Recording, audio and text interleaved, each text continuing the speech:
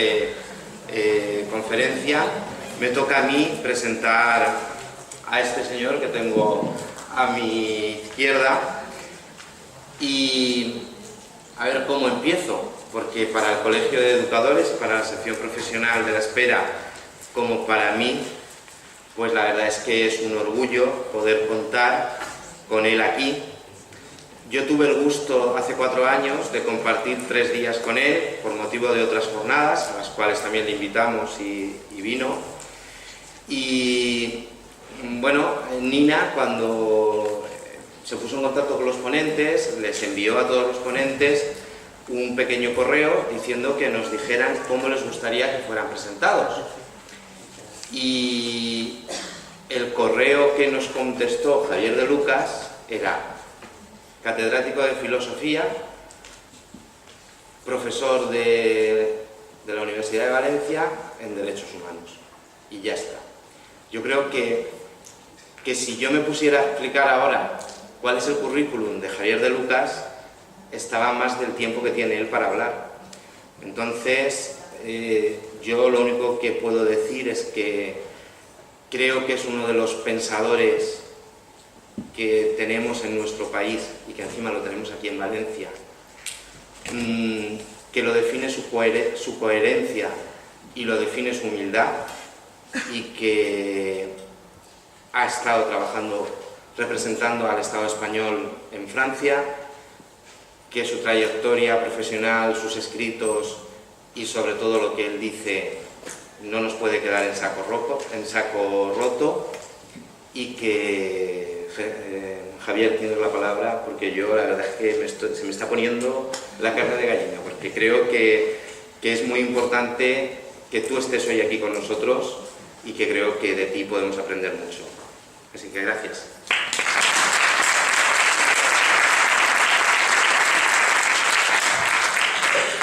Bueno, pues ante todo muchas gracias por la presentación tan generosa y desde luego muchas gracias al colegio por su invitación para participar en esta jornada. Muchas gracias al presidente del colegio y déjenme que le agradezca en particular a Nina, que es la coordinadora de la sección para educación y respeto a los animales y que realmente pues ha sido un motivo muy importante para mí para venir aquí esta tarde. Siento muchísimo no haber podido estar más que en una parte de la excelente intervención de la doctora Querol Viñas.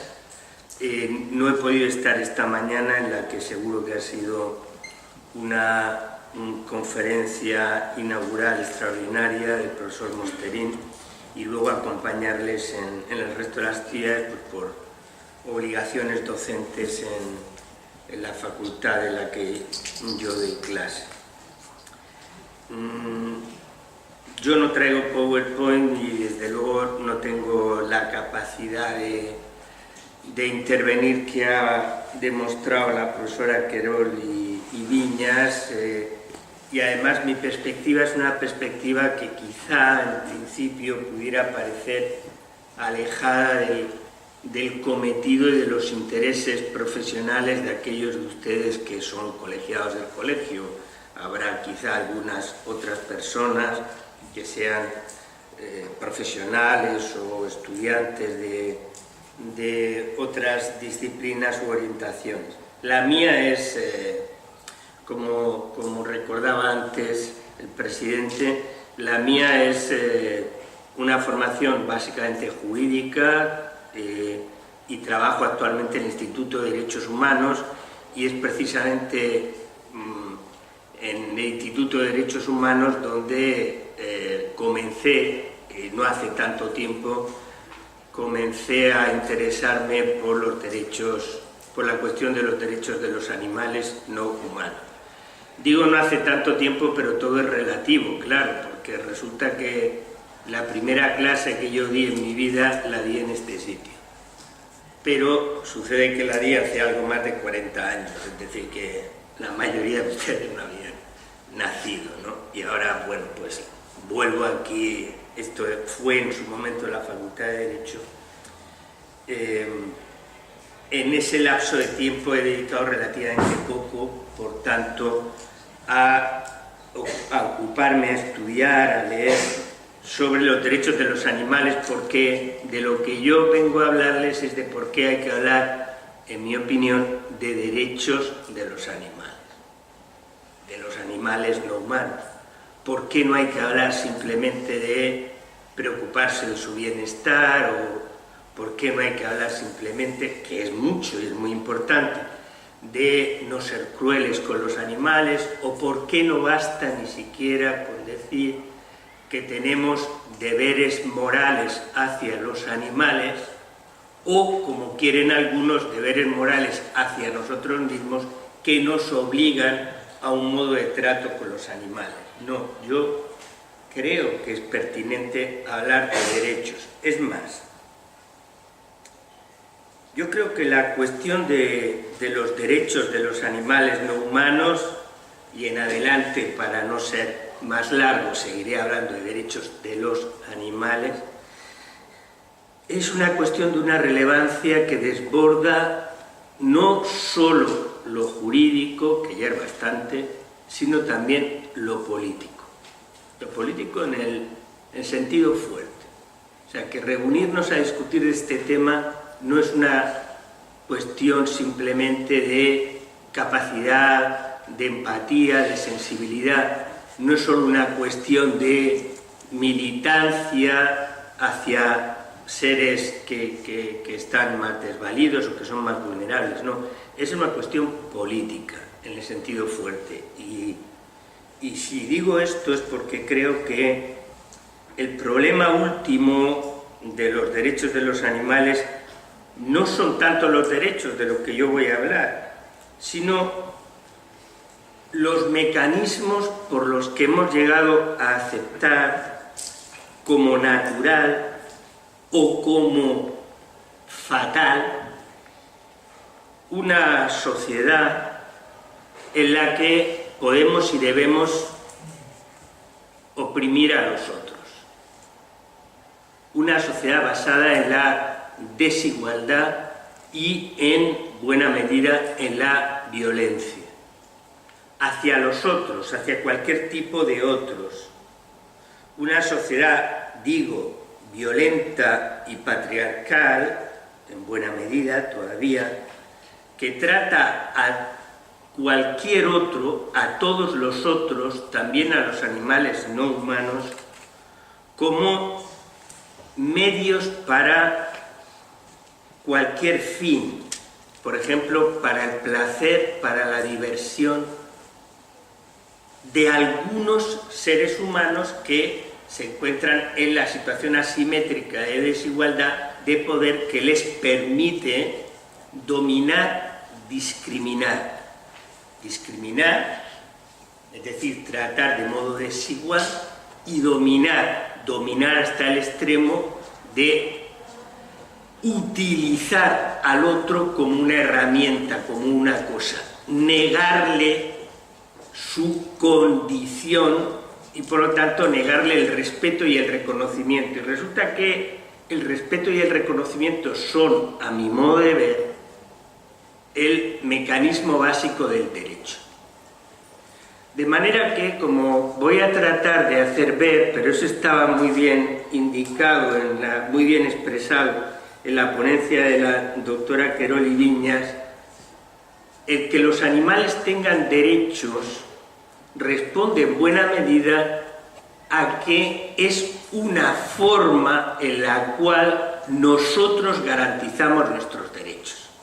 O, por decirlo en la modalidad negativa, que muchas veces es más clara, evitar la violación de los derechos de los animales es contribuir a evitar la violación, a poner en tela de juicio nuestros derechos, los derechos de todos nosotros, los derechos de los seres humanos. Les decía que, bueno, yo voy a tratar de explicar por qué, en mi opinión, es pertinente utilizar el término preciso. Lo de preciso es una broma porque es muy complicado, ¿no? Pero el término de derechos, y no simplemente pues, como decía, solidaridad, piedad o compasión, que es un mecanismo importantísimo y que seguro que ha explicado muy bien el profesor Mosteri. Pero para hacer eso, y teniendo en cuenta, quizá me equivoco, y si me equivoco les pido que me disculpen, teniendo en cuenta que no hablo entre un público mayoritariamente de profesionales del derecho, de estudiantes de derecho, quisiera explicar brevísimamente de qué hablo cuando hablo de derechos. O, si lo prefieren, quisiera explicar algunos errores que me parece que son comunes cuando se habla de derechos. Porque al explicar eso, quizás se entenderá mejor por qué a mí no me parece absurdo hablar de derechos en sentido fuerte. No me parece absurdo porque quienes descalifican ese lenguaje o dicen que disparate hablar de derechos, en realidad lo hacen así en buena medida porque no saben lo que son los derechos o porque no han entendido bien la noción de derechos. Yo parto de una noción de derechos que es histórica y que rechaza una perspectiva sacral y yo creo que en buena medida, aunque se parezca contradictorio, parcial, que forma parte del lenguaje común cuando se habla de derechos, y cuando hablo de derechos me estoy refiriendo a los derechos básicos, a los derechos humanos. No utilizaré en lo sucesivo la expresión derechos humanos, pero entiendan ustedes que no estoy hablando de cualquier derecho, estoy hablando de los derechos fuertes, de los derechos que nos parecen elementales y hay que reconocer a todo ser humano. A mí me parece que la ideología, o si me permite la expresión, la vulgata habitual, las ideas, los tópicos que se tienen sobre la noción de derechos humanos han contribuido a hacer de una idea que tenía un gran potencial emancipador, la noción de derechos humanos tiene un gran potencial de lucha por el reconocimiento y el respeto, los han convertido en un instrumento de domesticación. Los han convertido en una especie de religión ritual que se invoca y no se practica. Y forma parte de ese tópico sobre los derechos, de esa falsa cultura, pero cultura instalada de los derechos, precisamente una serie de elementos que quisiera comentar antes de ir a la cuestión de los derechos de los animales. El primer tópico, los derechos están ahí y por lo tanto, si usted me está hablando de derechos de los animales, ¿usted qué quiere? ¿Hablar de darle a los animales la libertad de conciencia, que es el primero de los derechos, o la libertad de expresión, o la libertad religiosa, o estas libertades que están en el núcleo de los derechos? ¿Qué disparate es ese? No. Los derechos son productos históricos cuyo reconocimiento es el resultado, en buena medida, eso es como yo los entiendo, de procesos de lucha por el reconocimiento y por el respeto. Y esos procesos de lucha tienen bastante relación con la experiencia del daño. Ahora llegaré a eso que me parece el núcleo de la concepción de derechos. Para saber cuándo hay un derecho, la pista para mí fundamental es identificar una necesidad, o luego diré también un interés relevante, que en caso de no ser satisfecha produce un daño tal que nos parece que no se puede tolerar. Y precisamente para evitar ese daño creamos la noción de derecho. Por lo tanto, si no tenemos la percepción del daño, no necesariamente creamos un derecho. ¿Creen ustedes que en el comienzo de la historia de la cultura de los derechos, remontándose incluso más allá de la famosa Magna Carta, de la Carta de Juan Sin Tierra, remontándose al estoicismo, ¿creen ustedes que ahí se hablaba de derecho a la intimidad o de derecho a la privacidad frente a la intrusión informática o del derecho al medio ambiente? No, no se hablaba porque no había percepción de daño, porque no había tampoco los medios para causar ese daño. Luego, en buena medida, los derechos aparecen en la medida en proporción a la toma de conciencia de que hay un daño para una necesidad, insisto, ese es uno de los argumentos clásicos de fundamentación de los derechos: la vida, la integridad, la libertad, la familia, el desarrollo de la opción sexual y así los demás derechos, tan relevante que hemos recurrido culturalmente a un instrumento que no ha existido siempre y ni siquiera existe en todas las culturas, aunque hoy es un instrumento universal, que es lo que llamamos derechos en el sentido fuerte. Unas protecciones, un sistema de protección que garantiza la satisfacción de esa necesidad o de ese interés que es tan relevante, que nos parece un interés moral relevante, por encima de la voluntad de los poderes públicos o de terceros. A eso es a lo que llamamos derecho. La percepción, por tanto, de un daño como intolerable, injustificado, inadmisible, es la clave de la noción de derechos. Los derechos son medios de protección, garantías para satisfacer esas necesidades, para proteger su satisfacción, su promoción, su desarrollo.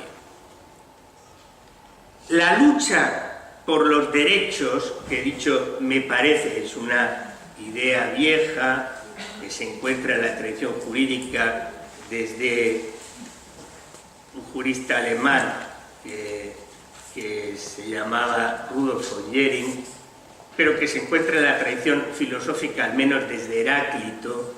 Hay un fragmento de Heráclito, o Heraclito, como quieran ustedes, que dice que un pueblo debe luchar por sus leyes como por sus murallas. Y esa noción, que quizá expresa con mayor claridad, de modo contemporáneo, una filósofa que ustedes conocen bien, seguro, Hannah Arendt, el derecho a tener derechos como motor fundamental, esa noción es la verdadera idea fuerza de lo que llamamos la aparición de los derechos, que no aparecen todos, para todos, en un momento dado y para siempre. Los derechos aparecen progresivamente y los sujetos de los derechos se van también extendiendo progresivamente. Déjenme recordarles que cuando se formulan las primeras declaraciones con pretensión universal de los derechos, esas declaraciones tienen sexo, raza, edad, clase. Son derechos de los hombres, no de las mujeres.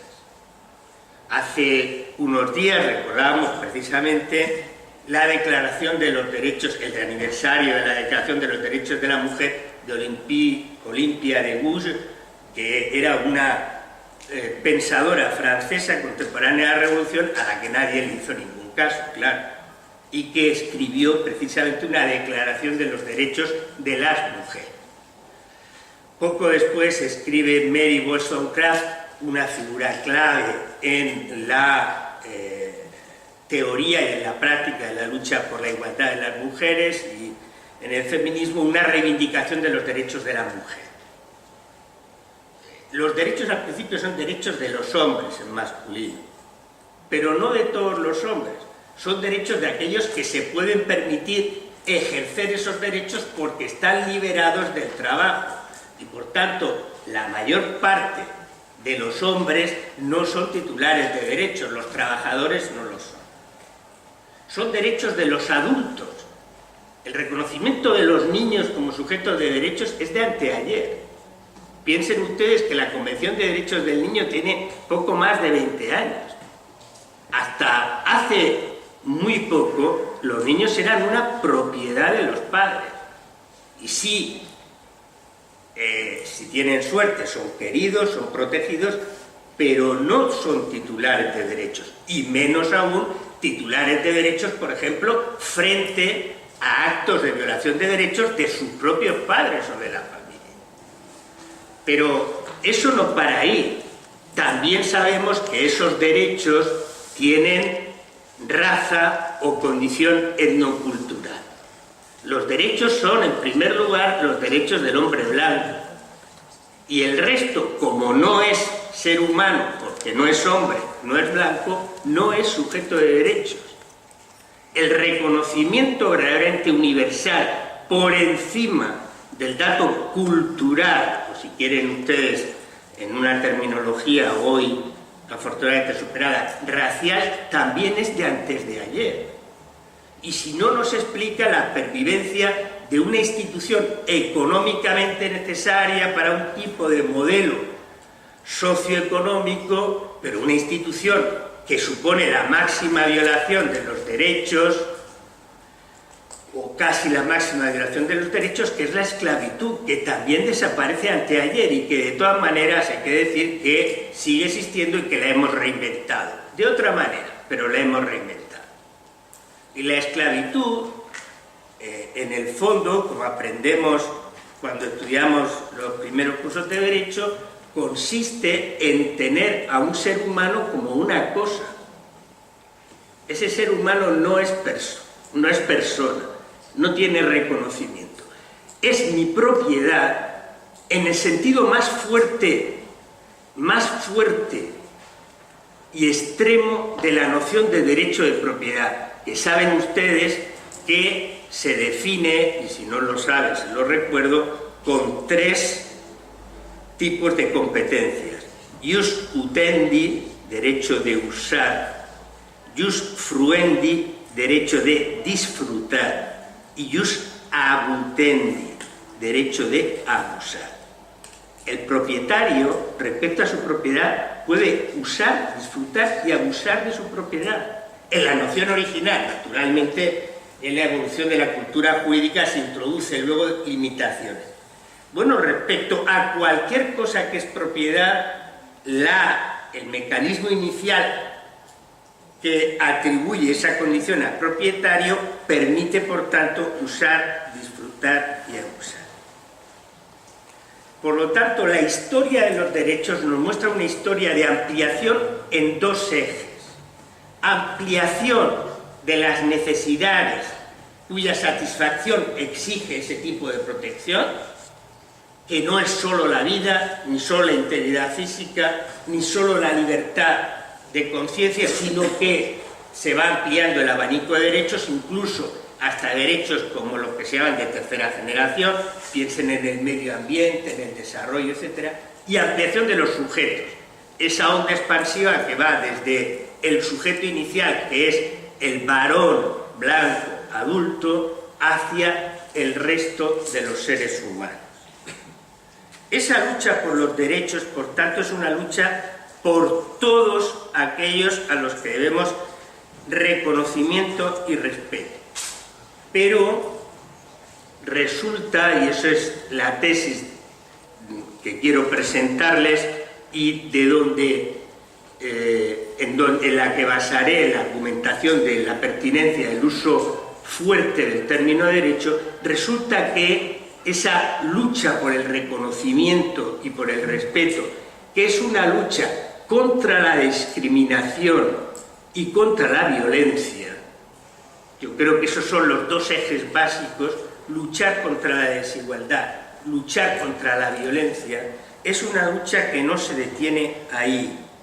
Es una lucha que, como nos han explicado mejor que los libros de derecho o de filosofía, la literatura y el cine, tiene otras fronteras.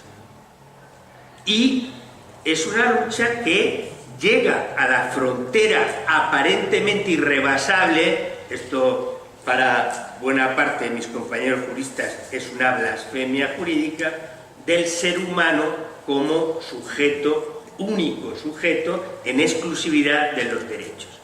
He dicho la literatura y el cine.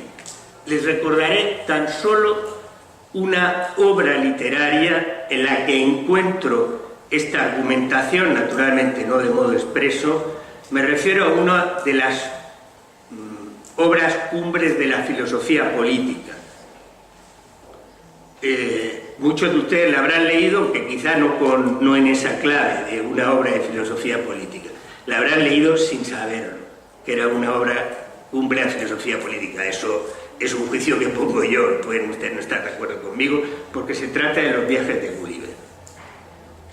Los viajes de Gulliver, de Jonathan Swift, son una reflexión sobre la extensión del reconocimiento por encima o, para ser más precisos, desde las diferencias. Piensen ustedes en el abanico del viaje, que recorre ¿quién? El modelo de ser humano universal, Lemuel Gulliver. Es el ser humano universal, es varón, es adulto, es no solo blanco, sino inglés, es científico, porque es médico, y la repera, es capitán de barco. Es decir, es la figura de Master and Commander del universo. Y entonces viaja para llevar la buena nueva de la civilización, del modelo del ser humano que él representa. Y se encuentra con seres cada vez más diferentes de él. Al principio por el tamaño, ¿se acuerdan, no? Lilliput, los pequeñitos, Rondinak, Pueblo de los Gigantes, y al final, para hacer corto todo esto, el colmo de la diferencia. ¿Cuál es el último viaje? Lo recordarán muchos de ustedes. El viaje al país de los Huims, que si yo supiera pronunciar bien la onomatopeya, les hubiera evocado a ustedes un relincho, que es lo que pretende Swift al crear esa palabra. Es un país donde los seres humanos son los caballos, y lo que tiene la apariencia de seres humanos, a los que los caballos llaman Yahoo, ¿les suena la palabra? Son en realidad seres crueles, violentos, mentirosos, envidiosos. Y él en los caballos encuentra la compasión, la piedad, la igualdad. En esa metáfora que acaba muy mal, este último viaje acaba, lo cuenta al final del libro, con Gulliver teniendo que refugiarse de vez en cuando en los establos buscando la humanidad en los caballos, porque no puede soportar la violencia, la discriminación, la envidia de la sociedad en la que vive, que está basada en eso, en esos rasgos, ¿no? En ese descubrimiento está una lección fundamental que estaba también al final, yo creo, del mensaje de la doctora Querol y Viñas. Esos otros somos nosotros. La humanidad no se realiza plenamente sin el reconocimiento que encontramos en los animales no humanos.